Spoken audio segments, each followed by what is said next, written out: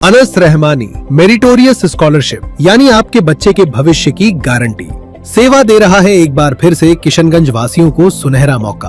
आर्थिक रूप से कमजोर मेधावी बच्चों के लिए शहर के अच्छे प्राइवेट स्कूल में मुफ्त में पढ़ने का एक बड़ा अवसर। अधिक जानकारी के लिए स्क्रीन पर दिख रहे नंबरों पर कॉल करें। नमस्कार, मैं सतवत अब्बास सीमांचल की आवाज देख रहे हैं आप। जिस तरह से ईरान, इजराइल और अमेरिका की जंग चल रही थी और अब जो खबरें निकलकर सामने आई है वो ये कि अमेरिका ने सीज फायर किया है और अब दोनों ओर से युद्ध विराम हो जाएगा।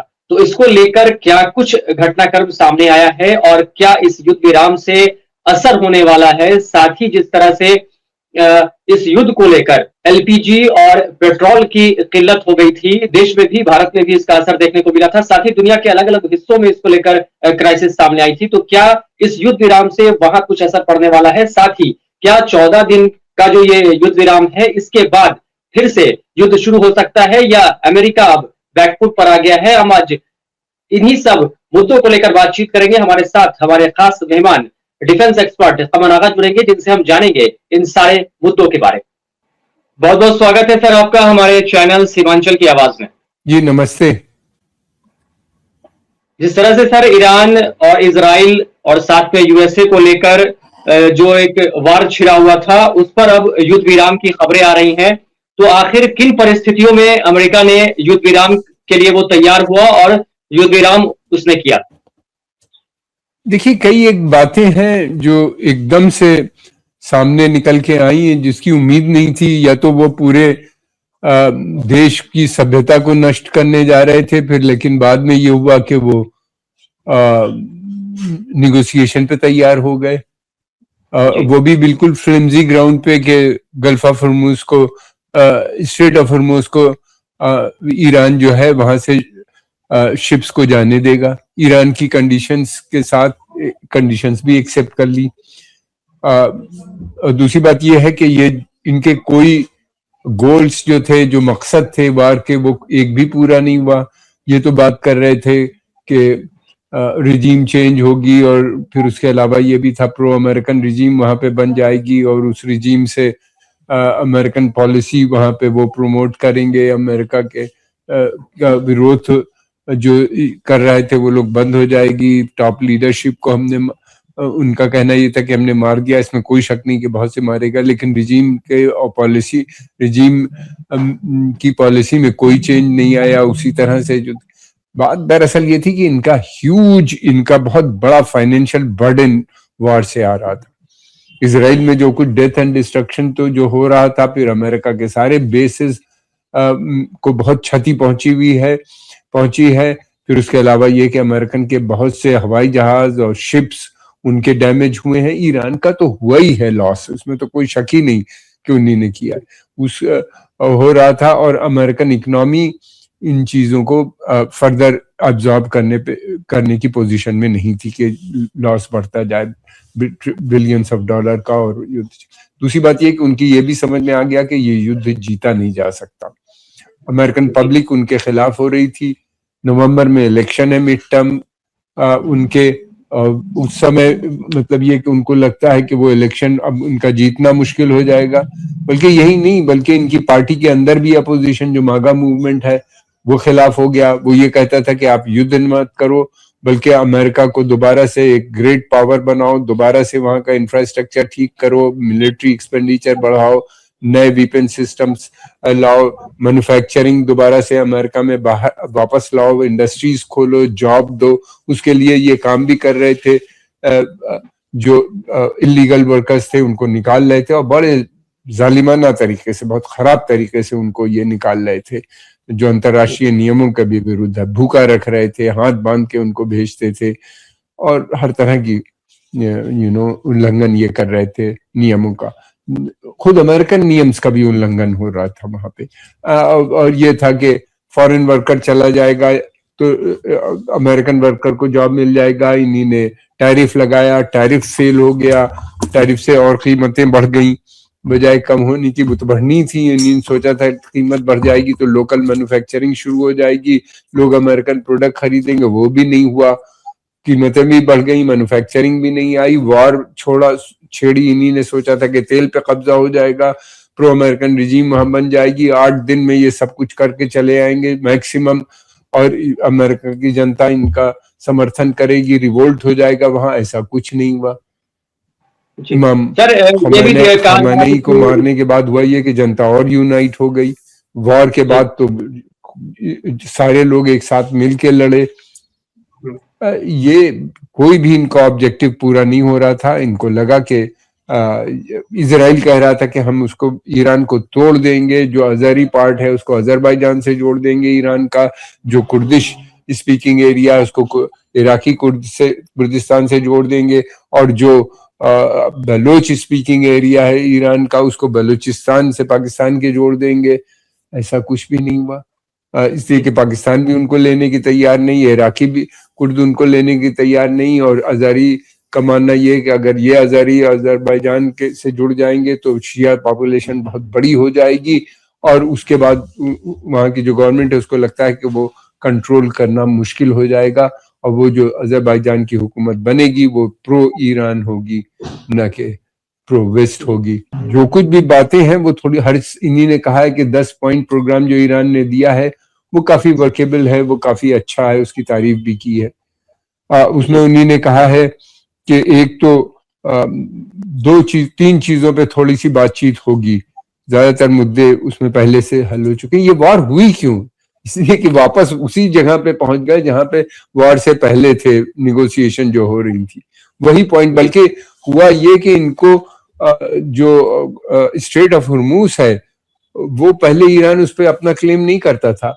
इस युद्ध के बाद ईरान ने उसके ऊपर क्लेम भी कर दिया और उसके ऊपर टोल भी लगा दिया, और वो दो देशों के बीच में है।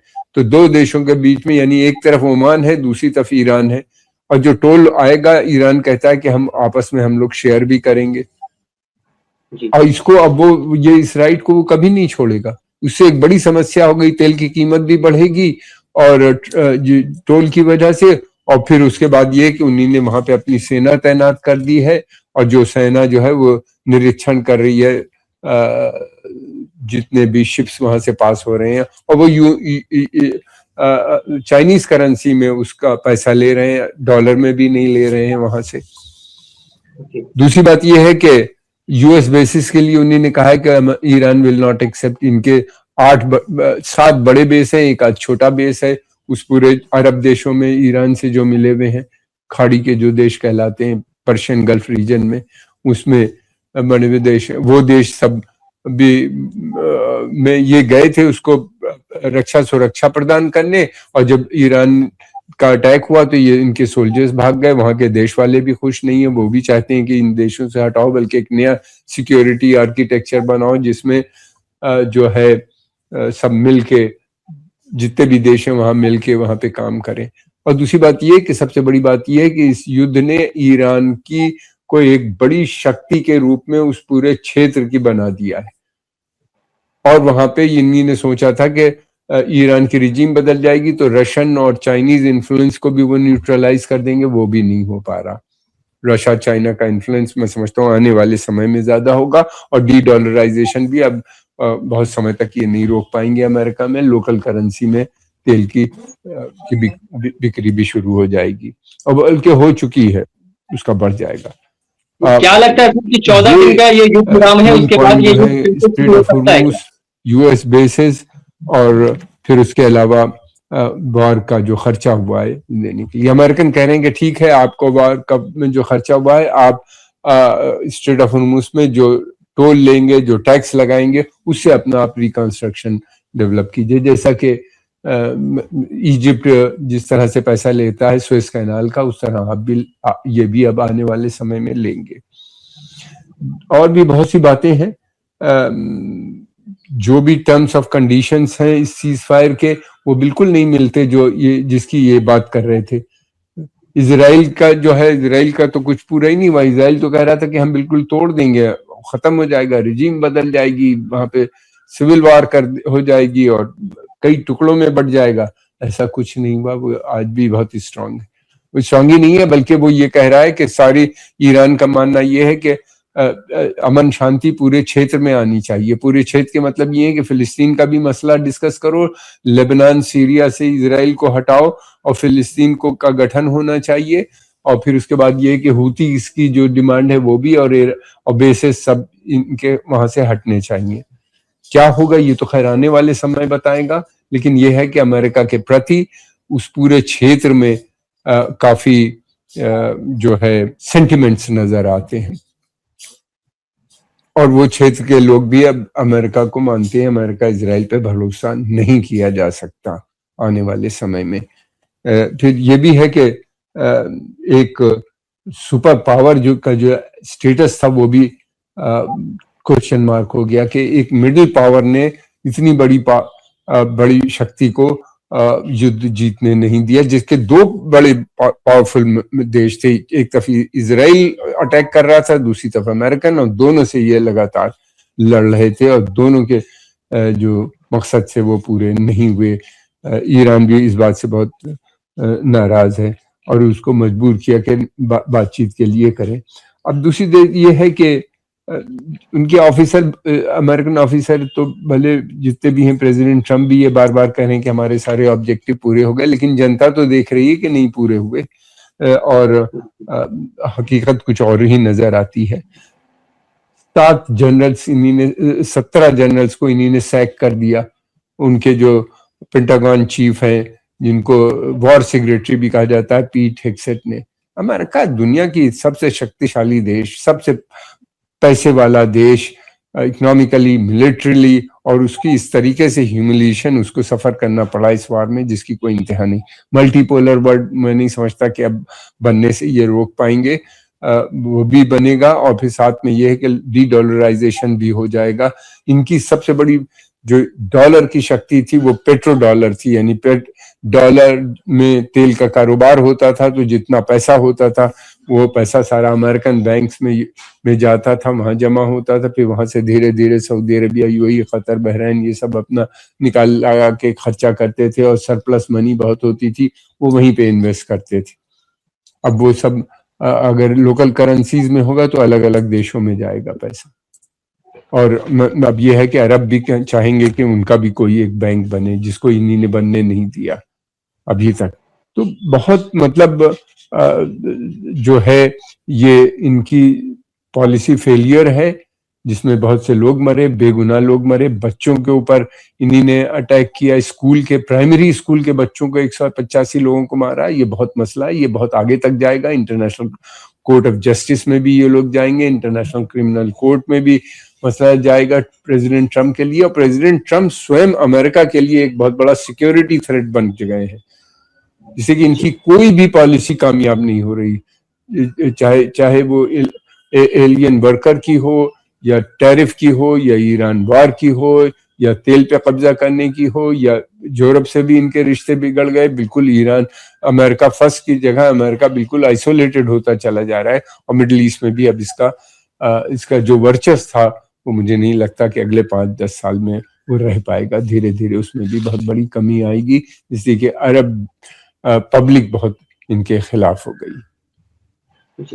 सर क्या लगता है कि ये युद्ध विराम जो हुआ है ये सिर्फ 2 हफ्तों का है, या इसके बाद फिर वो शुरू हो सकता है?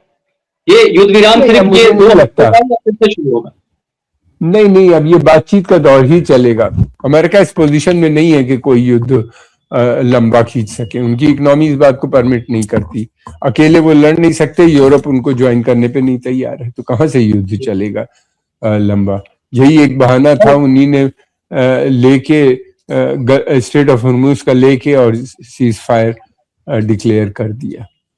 जी, और जिस तरह से ये भी कहा जा रहा है सर, जो क्राइसिस था पेट्रोलियम एलपीजी गैस का और पेट्रोल का, जिस तरह से क्राइसिस हो रहा था, दुनिया के अलग अलग हिस्सों में इसका असर था, भारत में भी इसका असर देखने को मिल रहा था। तो क्या ये जो समझौता हुआ है इसके बाद कुछ राहत मिलने वाली है या नहीं?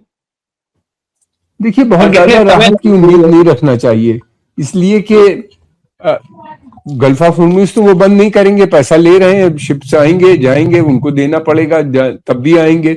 लेकिन प्रॉब्लम यह है कि बहुत से तेल के ठिकानों पे अटैक हुआ है, ऑयल एसेट्स के ऊपर, उनकी रिफाइनरीज, उनके ड्रिलिंग यहाँ पे हो रही थी, या उनका जो बाई प्रोडक्ट बनता है जिसमें फर्टिलाइजर और ये सब चीजें बनती हैं, 30-35% फर्टिलाइजर जो है इस एरिया से आता है। तेल के अलावा भी दूसरी चीजें हैं, वो सब जो आती हैं वो सब डिस्टर्ब हो गई हैं।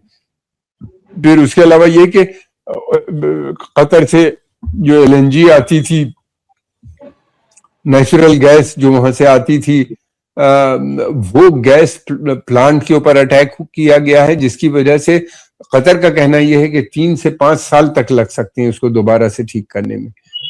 तो जब तेल की सप्लाई ही नहीं कर पाएंगे ये लोग, तो कहाँ से तेल की बढ़ेगी? कीमत भी कम नहीं होगी आने वाले समय में, थोड़ी बहुत जरूर कम होगी, तेल तो आएगा, लेकिन जितना 20% टोटल जो आता था ग्लोबल कंजम्पशन का इस क्षेत्र से, उतना कई साल लगेगा दोबारा से आने में। बहुत बहुत धन्यवाद सर आपका सारी जानकारी देने के लिए और कीमती समय निकालने के लिए। Thank you. तो जिस तरह से देखा आपने, हमारे साथ हमारे खास मेहमान कमर आगा जुड़े थे, जो डिफेंस एक्सपर्ट हैं। उन्होंने बताया कि क्यों आखिर ये युद्ध विराम हुआ, साथ ही इस युद्ध विराम के बाद जो क्राइसिस है LPG और पेट्रोल को लेकर, उस पर क्या असर पड़ने वाला है, साथ ही ये युद्ध जो है फिर से शुरू हो सकता है कि नहीं, इसको लेकर भी उन्होंने अपनी बात रखी। तो आप इस बारे में क्या सोचते हैं, अपनी राय कमेंट कर जरूर साझा करें। साथ ही अगर आपने अब तक हमारा चैनल सब्सक्राइब नहीं किया है तो जल्दी से सब्सक्राइब कर दें और फेसबुक पेज को फॉलो करना ना भूलें। और ऐसे ही तमाम खबरों के लिए आप देखते रहे हमारा चैनल सीमांचल की आवाज। नमस्कार। अनस रहमानी मेरिटोरियस स्कॉलरशिप, यानी आपके बच्चे के भविष्य की गारंटी, सेवा दे रहा है एक बार फिर से किशनगंज वासियों को सुनहरा मौका। आर्थिक रूप से कमजोर मेधावी बच्चों के लिए शहर के अच्छे प्राइवेट स्कूल में मुफ्त में पढ़ने का एक बड़ा अवसर। अधिक जानकारी के लिए स्क्रीन पर दिख रहे नंबरों पर कॉल करें।